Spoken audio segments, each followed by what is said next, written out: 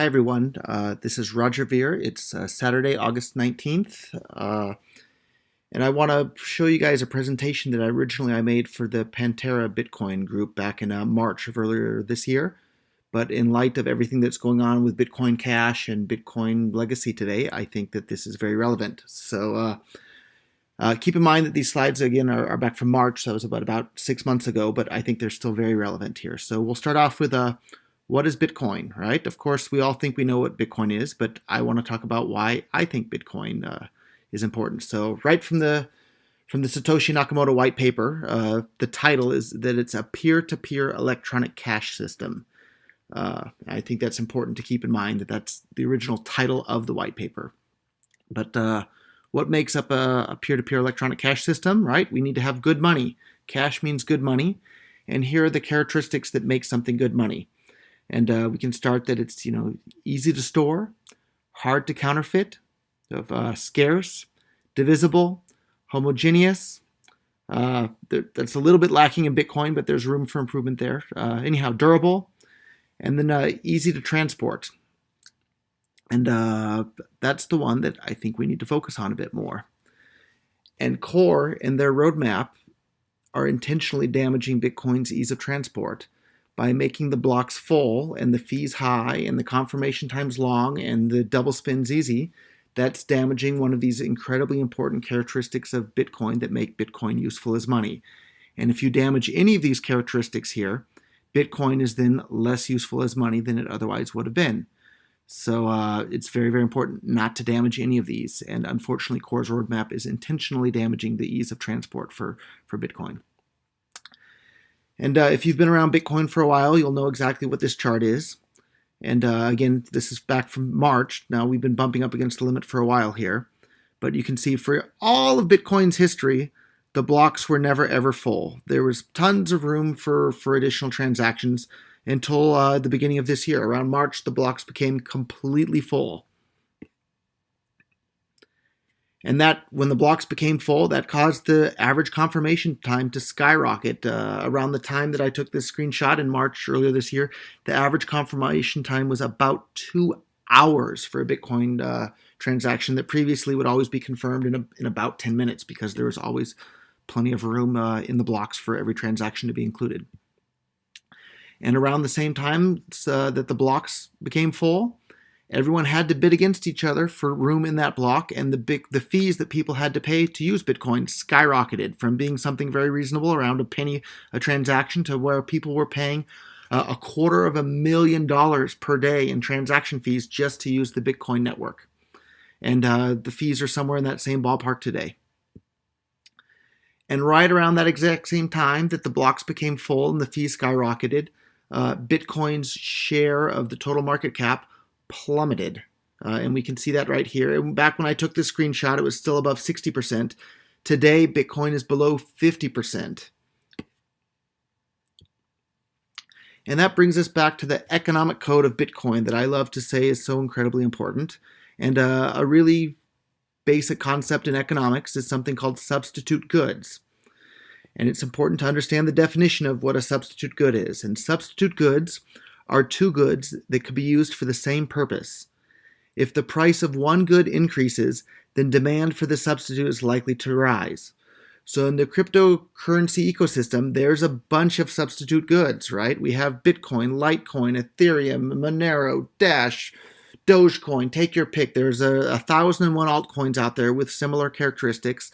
Some are certainly better than others. Some have bigger network effects than others, but there's a lot of competition there, and things like Shapeshift and the Jax.io wallet that make it so incredibly easy to convert from one Bitcoin to another make it really, really easy to substitute one of these cryptocurrencies for another if one's not working for you. And we saw that happen exactly at the same time when the blocks became full and the fees skyrocketed and the confirmation delays increased in a huge amount for Bitcoin.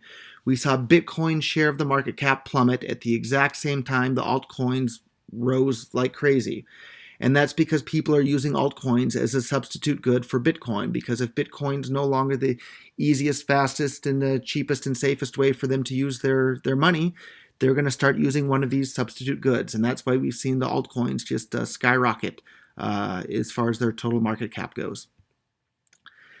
And the reason for that is because we have these people at Bitcoin Core and Blockstream. And they openly and intentionally advocate for 1 megabyte blocks. And they intentionally and openly advocate that they want to create high fees on the Bitcoin network. And they openly state that they want the blocks to be full. And that causes a horrible user experience for Bitcoin.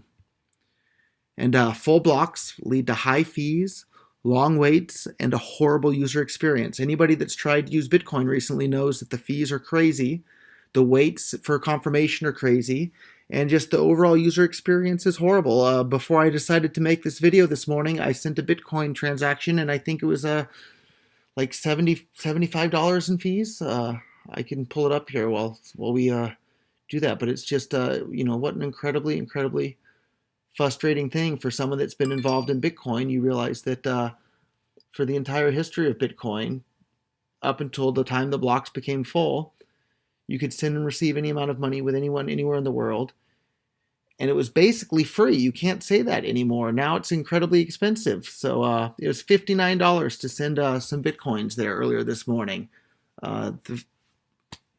There's a lot of substitute goods that are cheaper and easier to and faster than Bitcoin. The only thing that's lacking for those other ones are the giant network effect that Bitcoin has and that first mover advantage. But if we have this horrible user experience, that's going to result in fewer users, fewer nodes, lower adoption, and a lower Bitcoin market cap. And I hear so many of these Bitcoin Core and Blockstream supporters saying, "Oh, look at Bitcoin, it's at an all-time high in price."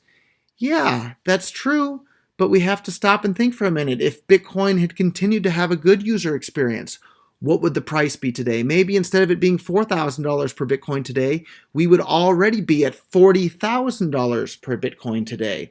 But instead, Bitcoin has this horrible user experience. People are starting to use Ethereum and Dash and altcoins and this and that. Whereas otherwise, if Bitcoin had continued to have a good user experience, they would have just continued to use Bitcoin. And that brings us back to the economics. If you get the economics wrong, it doesn't matter how good of a programmer you are. The economic code is incredibly important when it comes to Bitcoin. And we have some quotes here from Bitcoin Core and Blockstream supporters. And here's Greg Maxwell, the CTO of Blockstream, openly saying that he doesn't think that transaction fees mattering are a failing, it's a success.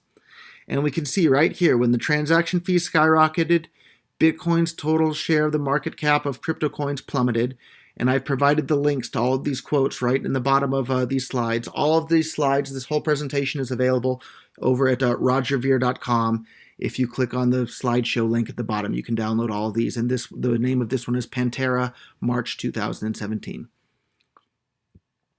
And again, we have Greg Maxwell saying that fee pressure is an intentional part of the system's design, and to the best of the current understanding, essential for the system's long-term survival. So yes, it's good. And I'd like to point out once again that as soon as the fees skyrocketed on Bitcoin, Bitcoin's total share of the market cap plummeted. And at the time I took this screenshot back in March, it was at 60-something%. Now it's below 50%. So it's gone down even more. So if you get the economics wrong, it doesn't matter how good of a computer scientist you are or a computer programmer or any of the other stuff. You have to have the economics right, or the system's not gonna work. And again, here we have Greg Maxwell saying there's nothing wrong with full blocks, but we can see incredibly clearly that there's something horribly wrong with full blocks. As soon as the blocks became full, Bitcoin's market share plummeted. Absolutely plummeted, because the user experience becomes horrible with full blocks. And again, we have Greg Maxwell saying full blocks is the natural state of the system. But that's absolutely ridiculous. We can see here in the picture here, we have the 8-year history of Bitcoin. The blocks weren't full until very recently. So the full block certainly is not the natural state of the system. And we should never, ever have full blocks. It creates this horrible user experience for the users of Bitcoin and forces them to start using things other than Bitcoin. Again, Greg Maxwell, I'm not trying to pick on him any more than anybody else, just there were plenty of quotes from him because he loves to post all over the internet. And he says there's there's a consistent fee backlog, which is the required criteria for stability. And again, that's nonsense. It wasn't until very recently that the blocks became full and the fees skyrocketed, and that happened in sync with the Bitcoin share of the crypto coin market space just plummeting. So I'm sure Greg knows a lot of things about a lot of interesting topics. The economic code of Bitcoin is not one of them. Peter Wheely, he says, we as a community should indeed let a fee market develop, and rather sooner than later. And again, I'm sure Peter's a really smart guy about a lot of things. He has a PhD, but the economic code that has made Bitcoin a success is not one of the things that he's knowledgeable about. And again, we can see in the charts here that as soon as the Bitcoin transaction fees skyrocketed, Bitcoin's share of the crypto coin market space plummeted. We have Mark Friedenbach. I'm sure he's a smart guy about a lot of things and very well informed about a lot of things. The economic code that has made Bitcoin a success is not one of them. And he says slow confirmation, high fees will be the norm in any safe outcome. No, if we have slow confirmations and high fees, we're going to see Bitcoin be replaced by the 1,001 substitute goods that are out there waiting to replace Bitcoin. And we can see that from the charts here that when the average confirmation time became really long because of the full blocks, Bitcoin's share of the overall crypto coin market space has plummeted. And Luke Jr., reasonable block sizes currently range from 550 kilobytes to 1 megabyte. Absolute nonsense. I don't think there's too many sane people in the world that think that that's a good idea. It's going to be the end of Bitcoin if we restrict the block size and create this horrible user experience for all the users of Bitcoin. And again, Luke Jr. says it's no longer possible to keep fees low. That's just absolute nonsense. The reason fees are so high is because Bitcoin had this giant network effect. There were already 1 million apps for smartphones and computers and Bitcoin exchanges and merchants that accept Bitcoin. So there's definitely a lot of stickiness that prevents people from wanting to switch from something from Bitcoin to something else. But if the fees get too high and the confirmation times get too long and the user experience gets too bad, people are going to switch, and we've seen that happen in a major way, and that's specifically because the blocks were allowed to become full because these Bitcoin Core and Blockstream guys, in their ignorance of the economic code of Bitcoin, thought that would be a good idea. And I wouldn't be so passionate about this if I didn't own a bunch of Bitcoins. I want to see Bitcoin do well. And again, we have Luke Jr. saying, just pay a $5 fee and it'll go through every time unless you're doing something stupid. Well, maybe that was approximately true back in March when he said that, but just this morning I paid $59 for my fee. And I got included in the next block, but I own the fee for that was 290 Satoshis per byte. So it wasn't a miscalculation on the fee. That's about what the fees need to be at the moment. So, I was sending those Bitcoins that I sent this morning, I was sending them to an exchange to trade them for something other than Bitcoin. So, thanks, Luke. George Tiemann, another Blockstream and Bitcoin Core participant and a Blockstream employee, he says, higher fees may be just what is needed. That's absolute nonsense. No, higher fees are kryptonite to the adoption of Bitcoin and to the user base of Bitcoin, and we can see that plain as day from these charts here. When the fees became really high to use Bitcoin, Bitcoin's percentage of the total market cap of cryptocurrencies plummeted. So no, George, higher fees is exactly what the system doesn't need. Bitcoin is supposed to be frictionless, or as close to frictionless as we can make it, peer-to-peer electronic cash, not some sort of settlement layer with high fees and slow confirmation times. And again, we have George here saying confirmation times are fine for those who pay high fees. No, if the fees become high, people are going to switch to using a cryptocurrency that has fast confirmation times. And it's worth noting that maybe a lot of people that are new to Bitcoin, in the early days of Bitcoin, the policy was first seen, first safe. And that meant that when you broadcasted your transaction to the network, once it had been broadcasted to the network, you were pretty much good to go. And people commonly accepted Bitcoin transactions for tens of thousands of dollars without waiting for a confirmation, depending on the exact circumstances. And you can make Bitcoin zero confirmation transactions very, very, very safe. Certainly not as safe as a transaction that's already had a confirmation or more, but you can make them where they're safe enough to where most of the time people can accept them for most of the things in their life, and it becomes good enough for most things, and that should be the goal. Whereas unfortunately, Bitcoin Core and Blockstream have intentionally undermined the safety of zero confirmation transactions, and that degrades the user experience, and that'll make people want to go and seek out coins that provide a better user experience and use those as a substitute for Bitcoin. And that's exactly what we've seen happening over the last few months. And again, we have George saying, Bitcoin needs a competitive fee market in the long run to sustain proof of work once the subsidies are gone. I'm very happy that we have it now. And I'm sympathetic to that argument, that someday when there's no more block reward whatsoever, we need some fees to incentivize the miners to secure the network. But the block reward doesn't run out for another 100 years. We have more than 100 years until this becomes a problem. And instead of waiting for 100 years to solve this problem, they're causing a problem right now today. They're causing a giant problem on the Bitcoin network today that's causing people to use things other than Bitcoin. So because of some problem that might exist more than 100 years from now, they're intentionally causing a problem today. So that's shows a clear lack of understanding of the economic code that's made Bitcoin a success today. The Bitcoin economic code that made Bitcoin a success is the exact same one that we had for the first 8 years, which was low fees and fast confirmation times for everybody. And they're altering that economic code to disastrous results here. And again, we say that George, in reference to Adam Back, the CEO of Blockstream, he says, I think Adam and I agree that hitting the limit wouldn't be bad, but actually good for a young and immature market like Bitcoin fees. This is absolute nonsense. This is kryptonite to Bitcoin. Bitcoin had an amazing growth rate the first 8 years of Bitcoin when the fees were essentially, basically nothing. You were talking about a penny to use Bitcoin, and Bitcoin went from nobody using it to somewhere around, 10 plus million users around the world. Huge amounts of venture capital coming in, a huge adoption for merchants. It was amazing. And we have an 8-year track record knowing that economic code worked incredibly well to grow Bitcoin and get Bitcoin used by more and more people around the world. If you know something works and works incredibly well, don't change it. Yet here's George claiming that he and Adam want to change this economic code that we already know works to some economic code that we don't know works. And in fact, we have a whole bunch of evidence to say that it doesn't work, and it drives people to use something other than Bitcoin. So if something's not broken, don't fix it. Yet that's exactly what these people are trying to do.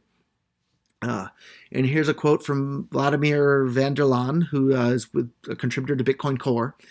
And he says, a mounting fee pressure resulting in a true fee market where transactions compete to get into blocks results in urgency to develop decentralized off-chain solutions. And we have these charts here showing that Bitcoin, when the fees became high and the fee pressure was there, Bitcoin's share of market cap plummeted. So yeah, it made some people develop off-chain solutions for Bitcoin, meaning using Bitcoin banks like Coinbase and Zappo and Bitcoin exchanges that hold the Bitcoins for the users, which is exactly what Bitcoin was supposed to avoid. We want everyone to hold their Bitcoins themselves in a wallet in which they control the keys. And in addition to doing that, it's pushed all sorts of people to start using things other than Bitcoin. There's all sorts of companies that used to be Bitcoin-only companies that have started adopting Bitcoin. So Coinbase used to be a Bitcoin-only company, and now they've integrated Litecoin and Ethereum, and they've announced they're going to integrate Bitcoin Cash.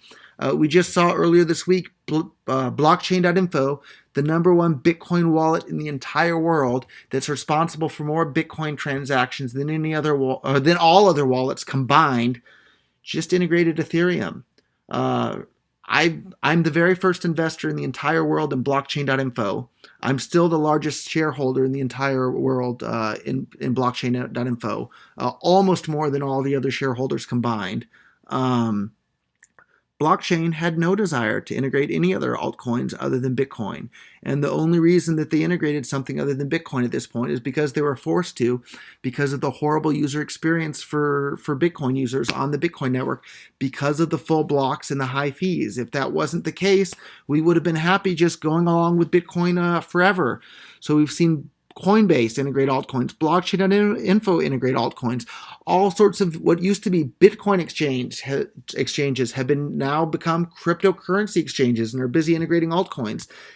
That's because of the horrible user experience that was brought about on Bitcoin because of the full blocks and high fees and slow confirmation times that they bring. It's kryptonite to the future growth of Bitcoin. And again, we have Vladimir here saying, I'm afraid increasing the block size will kick this can down the road and let people and the large Bitcoin companies relax. Saying that it's going to let them relax, that's exactly what we want people using Bitcoin to be able to do. We want them to be able to relax and have a wonderful user experience and have Bitcoin work beautifully for them. That's the name of the game when it comes to customer service and user adoption. We want people to have a good experience and be able to relax and just be able to use Bitcoin and not worry about it. And instead, they're causing these intentional problems on the network. And we can see in these charts again, as soon as we hit the 1 megabyte limit, Bitcoin's percentage of the total market cap plummeted. So what can we do about it? So I made these slides 6 months ago, but the answer is still basically the same, right? Bitcoin Unlimited at the time was advocating bigger blocks, lower fees, and faster confirmations. And it also enables layer 2 scaling. So we get all the benefits from the Lightning Network and all these fancy layer 2 stuff, plus lower fees and confirmations, faster confirmations. That's exactly what we want. And Bitcoin Cash has the exact same thing today. We already have bigger blocks. We're seeing all the transactions being included right in the next block. The fees are some very, very small fraction of what it is on the Bitcoin legacy system. And we can build all sorts of layer 2 stuff on top of this as well. And Bitcoin Unlimited and Bitcoin Cash's plan leads to better money, right?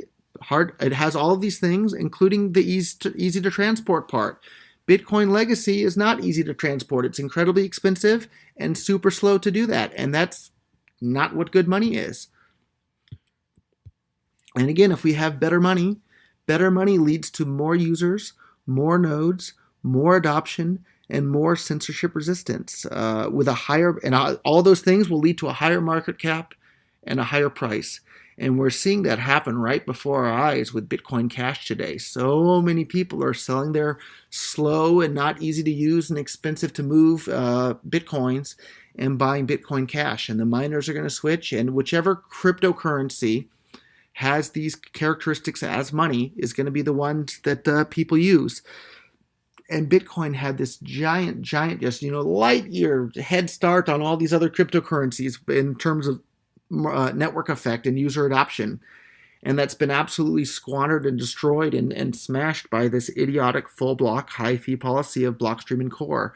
I don't think that they're bad people. I think they just don't understand the economic code that's made Bitcoin a success, and they've altered that to the detriment of Bitcoin. And that's why we've seen Bitcoin and now Bitcoin Cash. That's why we've seen Ethereum and now Bitcoin Cash just coming up like leaps and bounds. And if Bitcoin Legacy continues to have this bad user experience, 100% of its first mover advantage is going to be destroyed because of Blockstream's full block and high fee policy. And that brings us to where we are today. If you're wondering what crypto coins you should hold, look at this chart here. All of them are hard to counterfeit, right? Look for the ones that are scarce and have a limited supply. All of them are basically divisible. Homogeneous is just another name for privacy. So Bitcoin, in addition to the scaling issue, has a really big problem with the homogeneousness, right? Bitcoin needs to have more privacy built in. So look at crypto coins that have more privacy built in. So you have some top contenders there are Zcash, Dash. Maybe the privacy is a little bit weaker, but still seems to be better than Bitcoin.